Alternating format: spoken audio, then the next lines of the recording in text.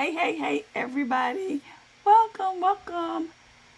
It has seemed like it has been so long since number one, I have been on Facebook or any kind of social media, and number two, since I've done a live. So I don't know if y'all are out here. I didn't, number one, announce I was going to be live until about 30 minutes ago.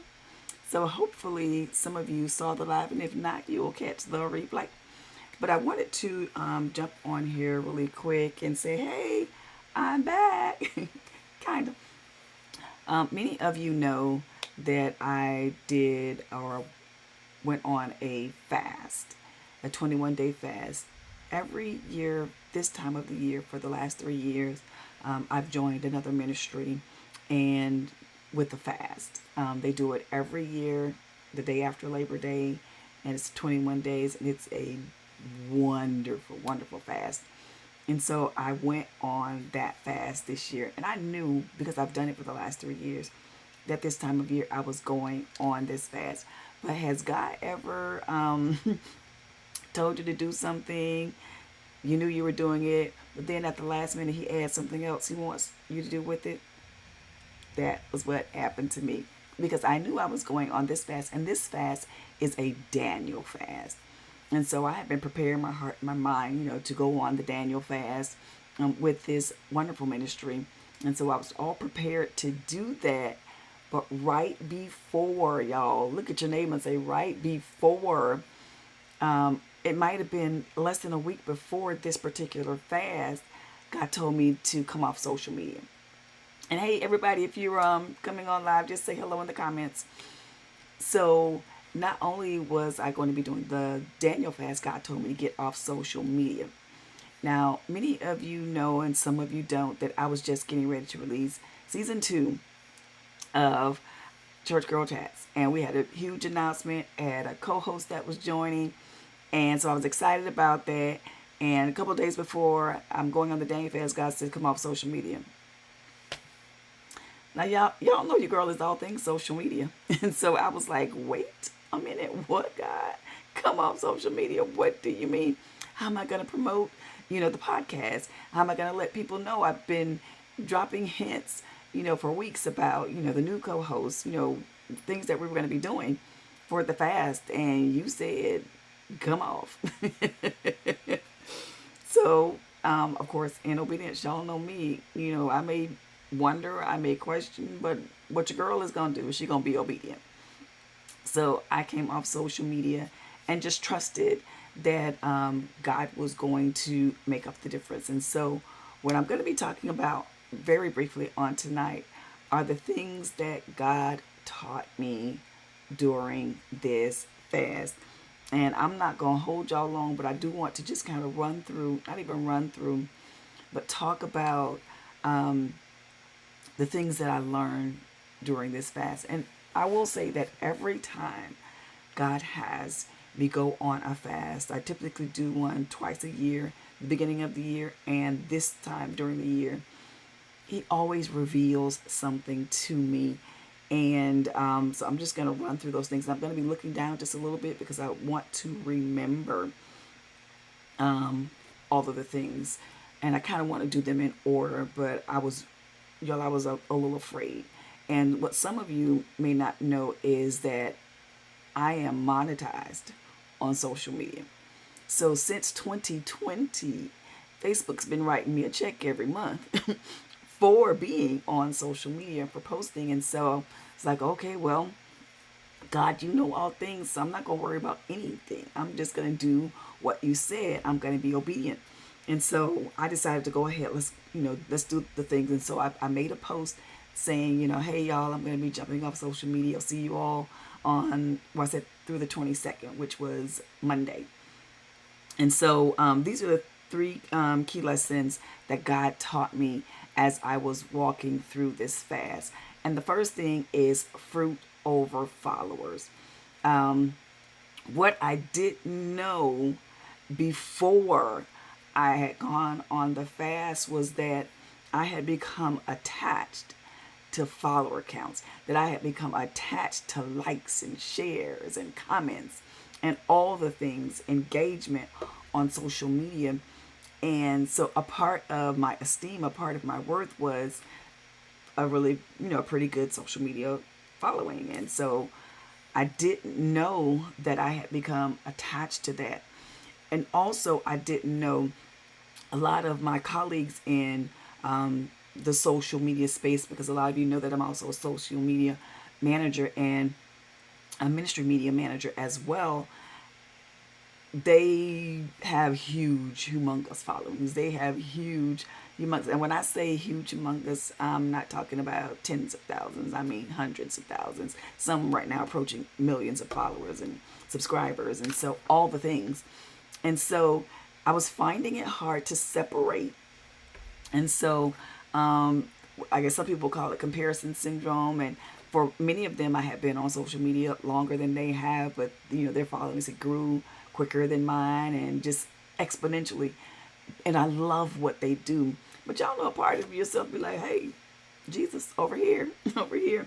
And so one of the things God taught me through that, he said, you're looking for fruit and follower count. You're looking for fruit in likes and comments and shares and reach, all those kind of metrics that you're looking at.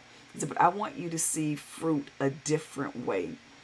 Fruit will never be the number of followers. Fruit for, and this is God talking to me, fruit for me will never be follower count. Fruit for me will never be engagement, likes and shares. Fruit for me will never be the people that call on you to help them with their social media. Fruit for me is changed lives.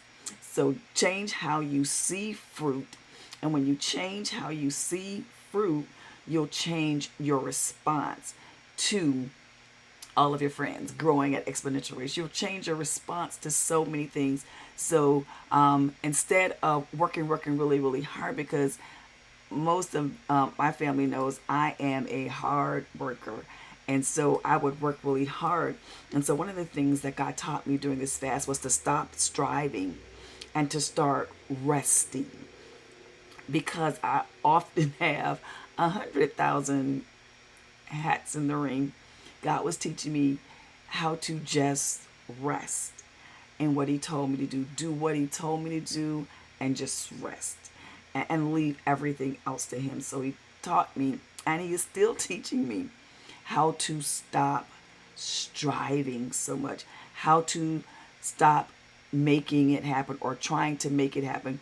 I know this phrase used to be really, really popular over the last 5-10 years. Is some people said you're either a let it happen kind of person or you're a make it happen kind of person. And so I decided that I am a make it happen kind of person. So I would be the one trying to make it happen. And so the Lord had to pull me back and said, you can't make happen what I have declared to happen. You have to do what I told you to do, be obedient in that, and then let me make it happen. He said too many people are striving because they're making it happen. And some of them seem to be successful because they seem to have the numbers, they seem to have the money, but they are overworked. They are stressed out. They are pushed to the limit. And so they don't have a life because their life has been to make it happen. But if you would just sit back and let me make it happen, then you can rest where I called you to. It won't be such a pull for you to do it. So that was the first thing that God taught me. The second thing that he taught me during this fast was assignment over striving. Because y'all, a lot of this striving was things that I wanted to do, things that were in my heart to do, or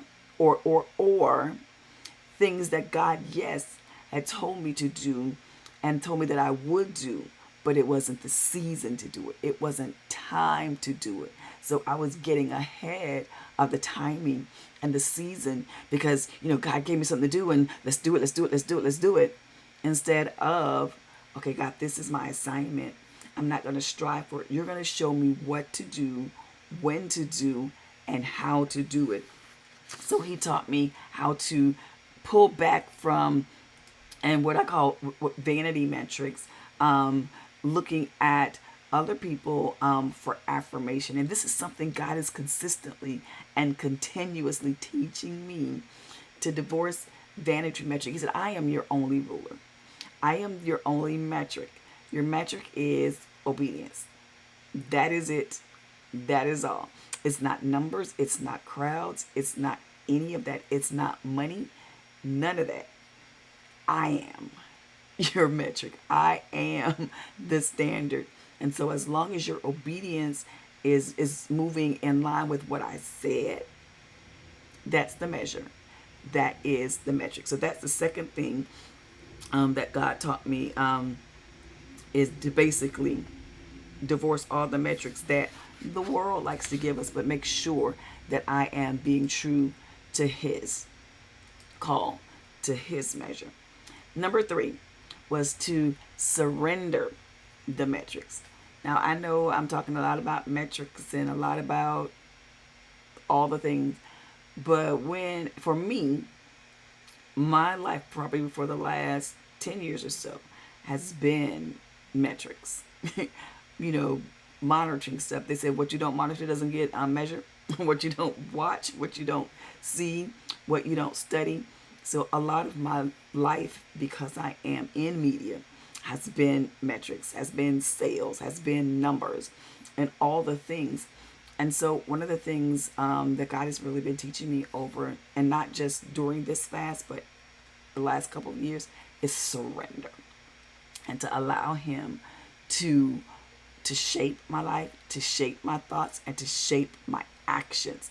So surrendering my process to Him, surrendering my life to Him. Lord, at the pace you say, at the timing you say, whatever you say, surrendering that to Him. And I'll just give one testimony. For like the last year or so, I had really been on myself, like beating myself up, because for the last several years, 10 plus years, I had really been trying to build a business, and had tried a couple of different things. And I don't know if you're like me. If you were like me, just say something in the comments. I feel you. I know the feeling. So I had been trying for 10 plus years to build a business to the point where it was above, my income, be above a job. And I could never get it that way. And so I had really been beating myself up. It's like, okay, why is this so hard for me, God? Why can't I, get this money to where I need it to be? And so one day as I think I was in my car driving, and I was just, venting to God about, how come, I couldn't get the 6 figures, in my business so that I could do what I want to do, blah, blah, blah, blah, blah. And, how come I'm so far behind after trying this long? And God had to tell me, He said, because you're looking at the wrong metrics. In the time frame that you're looking for a certain amount of money, or for your finances to be at a certain level, in that same time frame, you've written 9 books. You've grown your social media presence to over 20,000. Like in this time frame that you're looking for your money to be at a certain level, you're not looking at the lives that you have touched and that have changed because of what you do. You're so busy looking at that one metric that you don't see all these other measurements, these other metrics that really matter, because you're so stuck on this one metric that isn't what you want it to be. It's something, but it's not what you want it to be.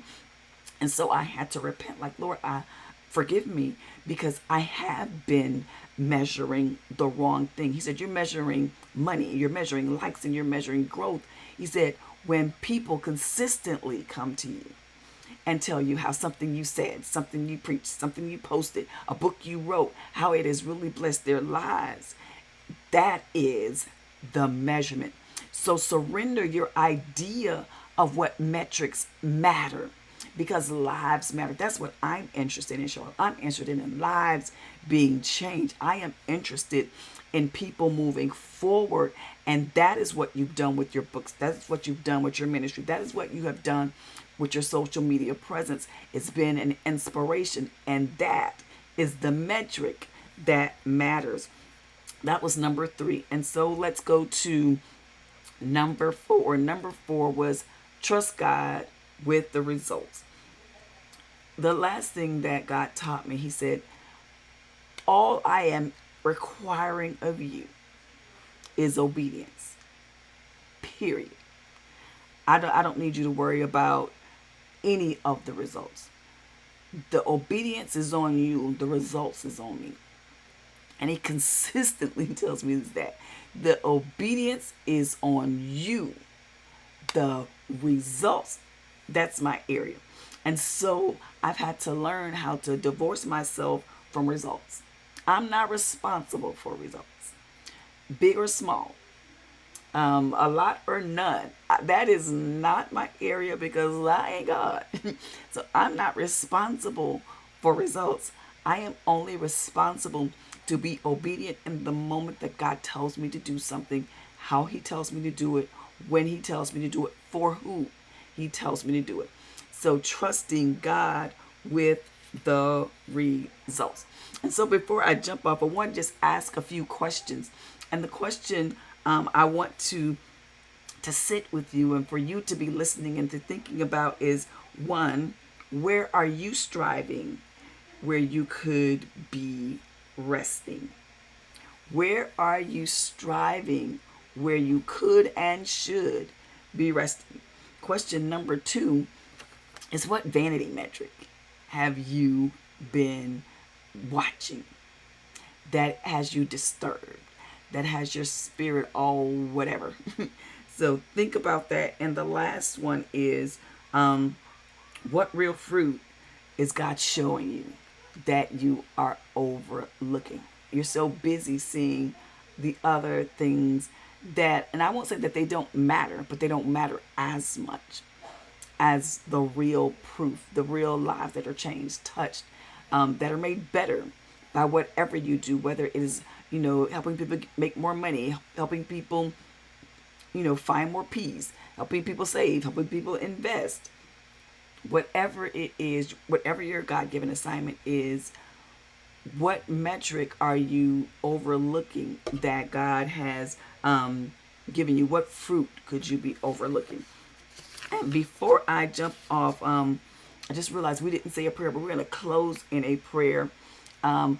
Since I was off of social media, I didn't even get to announce, number 1, that our new host or our new co-host. And so it is, boom, y'all see her. This represents Church Girl Chats 2.0. And 2.0 has 2 people. It's me and my sister. So Valerie is the new co-host of Church Girl Chats. And y'all, let me tell y'all, we have been having an amazing time on Church Girl Chats. We have a couple episodes that have already hit, that are already out. And I am going to drop, let me drop these links into, let me pull it up. I'm going to drop these links into the chat so that you can, let me see, so that you can check all those places out. We are on Substack. That's the main place that we live. We are also on Apple Podcasts. We are on Spotify, and we are on YouTube. So all the places, all the things. If you like visuals and you want to see the video, check out Substack and YouTube. If you want to just listen, go ahead and check out Apple Podcasts and Spotify. We are there. So be sure to check that. And let me see. I am going to do this before I jump off.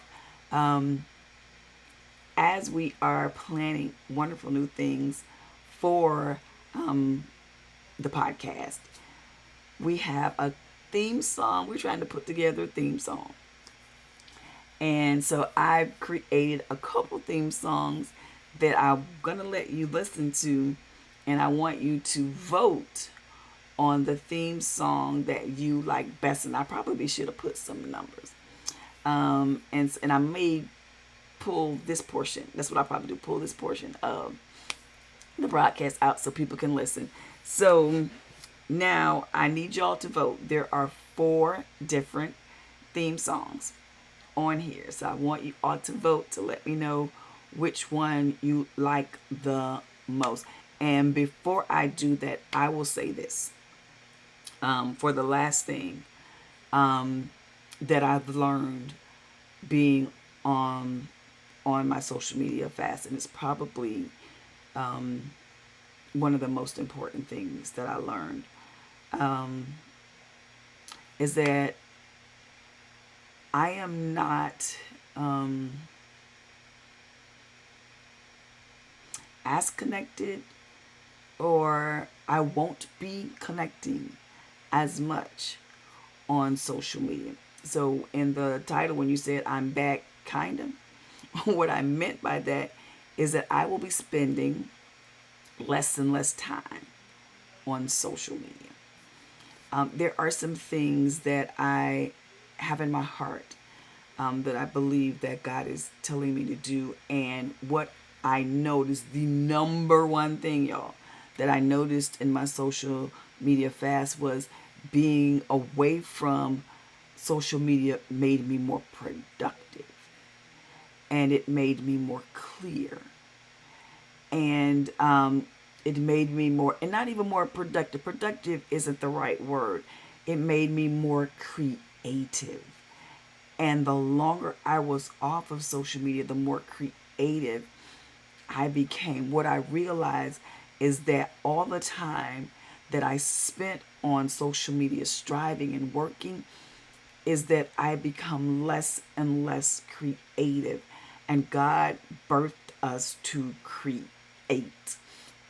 And a part of the epiphany for me being away from social media was having my creativity rejuvenated, and it was like a rebirthing of my creativity. And I tell y'all, I love it here. I love it here.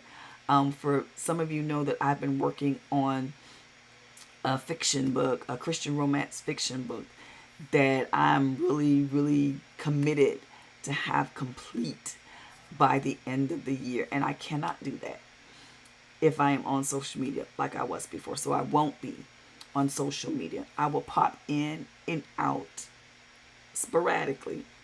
I will be consistently on Substack. I love Substack, y'all, because it allows me to connect with writers, podcasters, and share creatively and listen creatively. And my feed isn't, held back by algorithms. The people I follow, I actually get to see what they say, and what other people that I don't follow, I don't see their stuff. And so I love it there.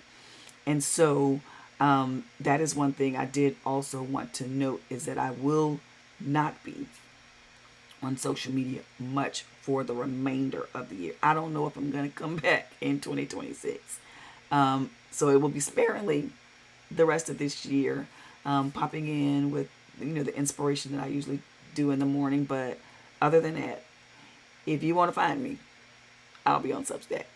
That's where I will be doing a lot of talking about the fiction book, getting feedback and ideas about that. I'm excited about that.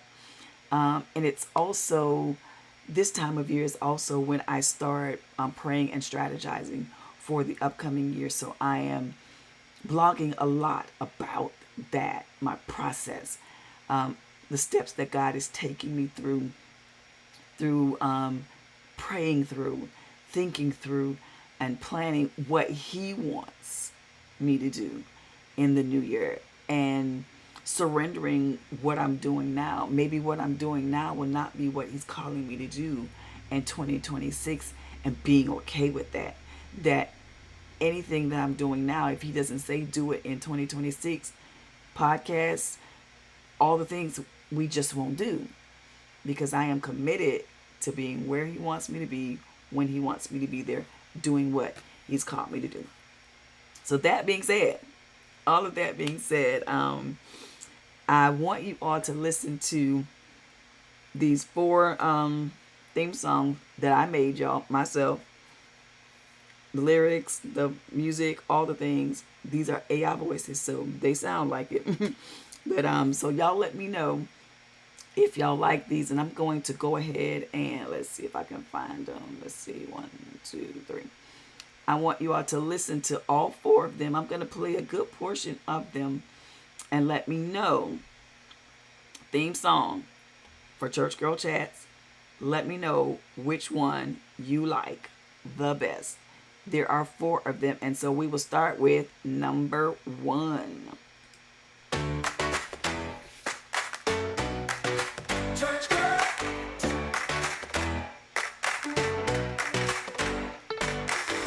Church girl chats, keeping it real. Faith, life, and love, the way that we feel. Laughing, talking, praying too. It's a sisterhood made just for you. We've got wisdom, we got grace. Walking with Jesus every day. Come on in, don't look back. Welcome to Church Girl Chats.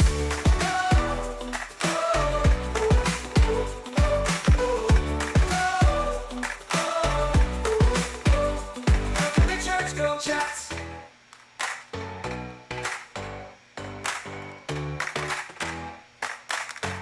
Okay, so that's enough of that one. That is number 1. Oh man, I wish I would have put some numbers up here.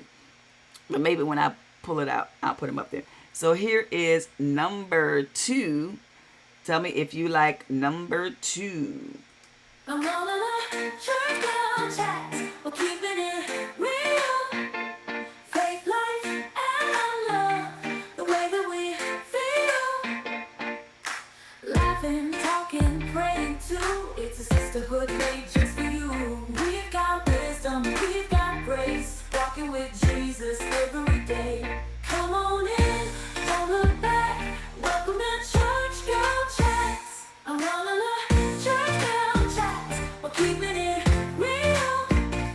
Faith, life, and love, the way that we feel. Welcome to Church Girl Chats. Ooh, welcome to Church Girl Chats. Ooh. All right, so that was number 2. Now we're going to head into number 3. Number 3. Let's see, let me make sure I had it. Yeah.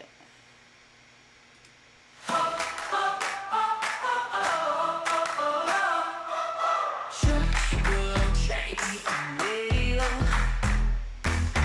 Life and love, the way that we feel. Laughing, talking, praying too. It's a sisterhood made just for you. We've got wisdom, we've got grace.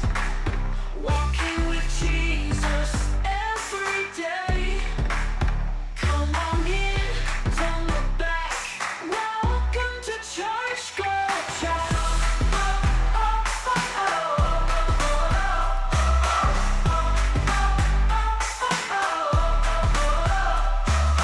Church Girl Chats, we're keeping it real.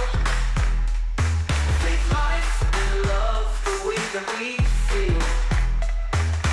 Laughing, talking, praying too. It's a sisterhood made just for you. We just for you.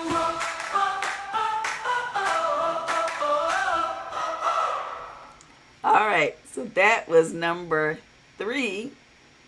So now we're going to hit to the last one, number 4. Let me know how you like this one.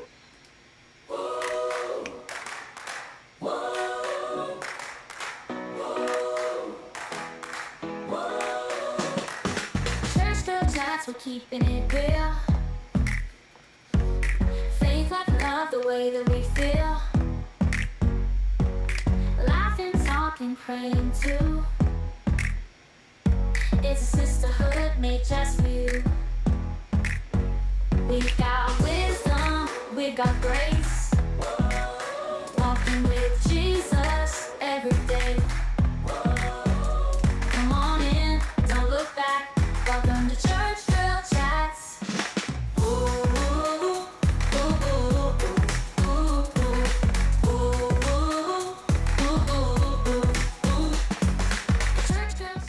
Okay, y'all. So those were the 4 options.